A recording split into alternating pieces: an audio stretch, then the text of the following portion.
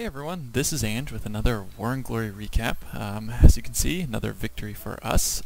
This time it was against a clan called Blackhand, and funnily enough, we actually already faced these guys a few wars back, so a little bit of a rematch here.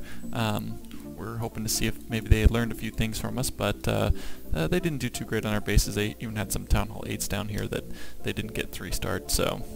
on our side, we had a really good war. All of their 10s at least 2-starred, and then everything 9 and below 3-starred. So great job everybody at War and Glory. Another great war from us. I'm going to start off with a super cool attack here. This one is by Reaper, who is Town Hall 9, on their number 3, which is obviously a Town Hall 10. So let's jump into this. I'm going to pause real quick just so you can look at his composition. This ends up feeling really solid as a 2-star attack for a Town Hall 9 on a Town Hall 10.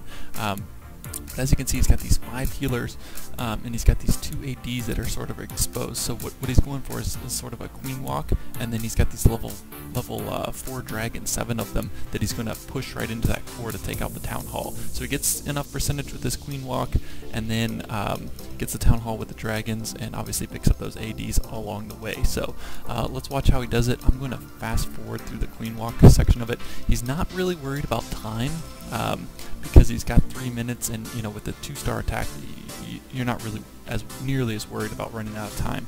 So you know, he can afford to do something that takes a while like this. So you can see this queen's just walking down here.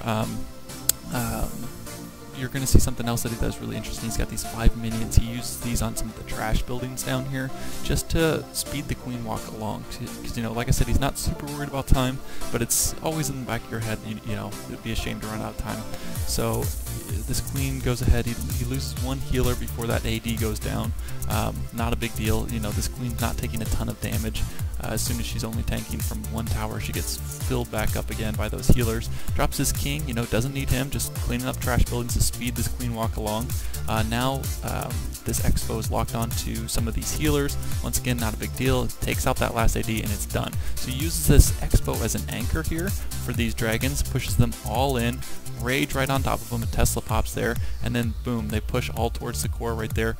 The only thing is, I'm not sure that he needed these this heal spell that he drops here, because that Inferno, I'm not sure he got a lot of value out of it, but look how impressive that is. Look at how solid that feels. You know, just did this awesome queen walk. Obviously you need the right base for it, but just did this really cool queen walk, and then you know, all these dragons pushed, you know, 7 dragons just pushed right into the core, take out that Town Hall, plenty of percentage, dropped a few loons. I'm not sure if he was hoping that, you know, some magic would happen and he'd get some, you know, get a 3-star or something, but just beautiful attack, Reaper.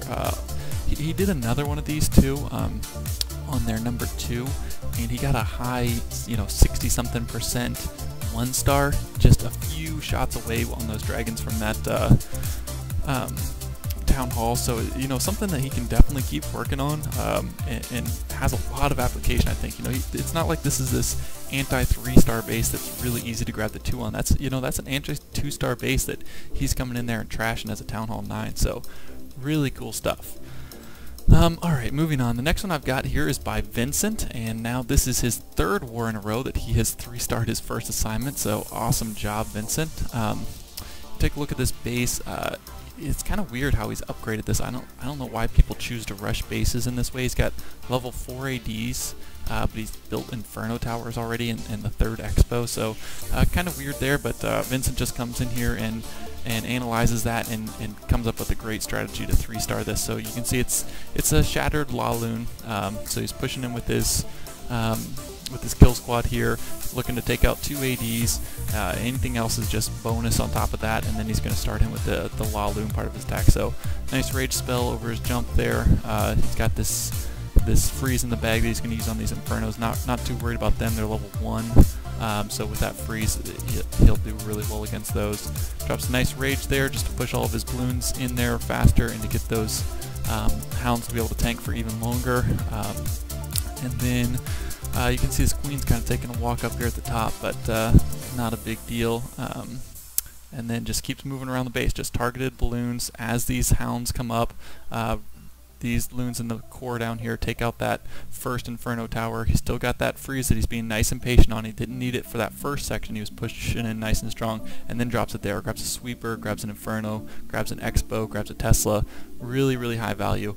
And then a Rage right on top of that. Push them all in. Grab that last Inferno, which is the last threat on this base. This Hound still has tons and tons of health. Dropped some loons in from this left side, if you guys saw that, just to target on that Tesla. Completely trashed this base. Awesome job, Vincent. Another 3-star on your first assignment. Really, really cool.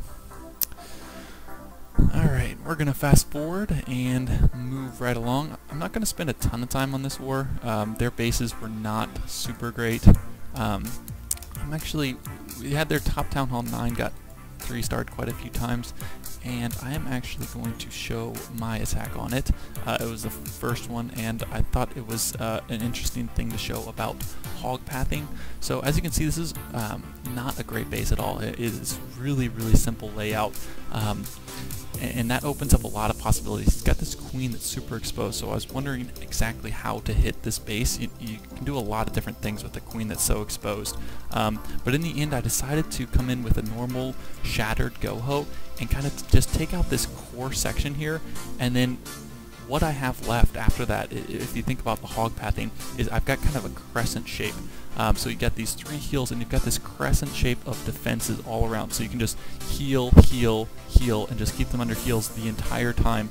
It's just, you know, an important thing to realize how you can shape the base, the defenses of the base for your defensive targeting units like Hogs or Loons or whatever. So, you know, just always something that you want to think about as you're trying to analyze a base and know what to do, is think about what's going to go down with your kill squad and how that's going to shape the defenses of the base for your defensive targeting troops, if that makes sense. A little bit wordy there. But anyway, just pulled the CC, went ahead and killed it, normal stuff. Enemy queen goes down, jump spell, so you're going to see just looking to take down this core right here. Just turn this whole thing into a crescent shape, and then up here, 2-finger drop, all in the same spot, just 2 fingers just to get them down a little bit faster. So you can see, just as these things start going down here, the Hogs are just always going to path left along this path, so before they even need it, no Hogs are even low. Go ahead, drop the heal, we've got 3 of them. You know, this kill squad ends up, the heroes end up staying alive, so that was, you know, an extra bonus just because this base is so weak. So another heal spell right after that first one. Just keep these Hogs in the heal the whole time. You've got 3 of them, no reason to be stingy. Come down here, last heal spell. You know, it's just an important lesson, I think, to learn about hog pathing and realizing what the base is going to look like after your kill squad comes in and deals with which defenses. You know, just know which defenses they're going to take down, and then look at how the base is going to look after that. So the rest is just clean up. Super easy base, like I said, nothing too impressive, just something to keep in mind when looking at how to take out a base. Alright, moving on. This next attack is by Cthaeh, and this was one of their few anti-3-star bases, so, you know, it's lower defenses, but actually one of the harder bases that they had. They had mostly these anti-2-star bases that we just wrecked. But Cthaeh coming in here, doing what he always does, bringing a really, really nice shattered LaLoon attack. So goes ahead and drops both golems right here on this cannon. He's going to drop a jump spell to get himself into that core, and he wants to take out these 2 ADs and the queen. So you're going to see how he does it here. That queen's kind of far back, but with jump spell, the new jump spell, it's no problem whatsoever to place that to where his kill squad and his king and everything can get all the way in there onto that queen. So drops a really nice rage for his kill squad, gets them all moving in faster. This queen's going to step up as soon as she's done with this storage and go ahead and take out that that dragon. So that's perfect there. And I think it looks like his king's already down, but these golems end up staying alive for so long. Look at how much health they still have. So it doesn't even wait for that queen to go down. She's only level 6. Oh wow, she's actually glitched. I didn't even notice that the first time around. Sorry about that, guys, but she actually glitched on this Tesla, so she ends up being a non-factor. I don't think it would have mattered because she would have been hitting these golems and the queen would have stepped up and taken her out, but still, that's kind of interesting that glitch still exists.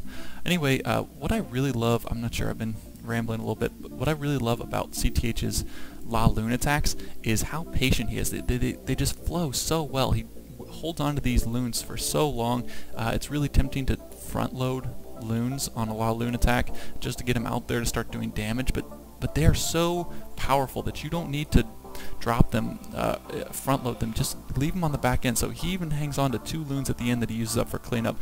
Every single time he does a LaLoon, it just looks so seamless and so perfect. Nice and patient on those loons, which is, I think, one of the hardest parts about really getting a LaLoon attack down pat. But great job, Cthaeh. Keep up the good work. Alright, we are going to watch one more attack by my boy Froggo YOLO, and I just can't help myself. I gotta show his attacks. There's always something interesting. You know, we have a lot of really great Town Hall 8s that are totally smashing bases, but Froggo always seems to bring something a little extra special, just you know, some tidbit that makes his attacks go a little bit smoother than other people's. Just gonna fast forward as he pulls this CC. He got a couple of skeleton traps too, which is always really nice. I always love watching his CC kills too, because he just does it so efficiently. Drops those barbarians perfectly to tank, brings a minimum amount of troops. But anyway, goes ahead and kills that, and then he's going to start on with this hog attack from the bottom down here. Drops that king, tank a little bit, and then sort of like an Asian wall style with his hogs here. And one thing about Town Hall 8 is you have to be really patient with those first few heal spells. You've only got 3 spells, so he waits on them. You know, they're all just tanking, and then right at the key points, after they're moving in through about, you know, 1/4 of the space, that's when he drops his first 2 heals there. And as you can see, he's got this healer in the bag too. Drops these back-end loons, or back-end hogs, sorry, with this healer. No ADs up in this top section, and these 5 hogs that were in his CC just tank up for this whole section and go ahead and meet with his hogs. Perfect timing. They all meet at the same time. Got this healer just going to keep all of his hogs live for cleanup duty. Just completely smashed it. You can see he's still got a heal in the bag, doesn't end up using it. Just grabs himself a little extra swag here at the end. That healer was a really nice touch. Swag points on the heal at the end, Froggo YOLO. Alright, that is it, guys. I hope you guys enjoyed it. We are looking to do an arranged matchup soon. So hopefully going to be bringing you guys some better recaps here soon, but for now this is what we're getting, and our guys are taking what we're getting and bringing some really cool stuff. So keep up the good work, guys. I'll see you in the next video.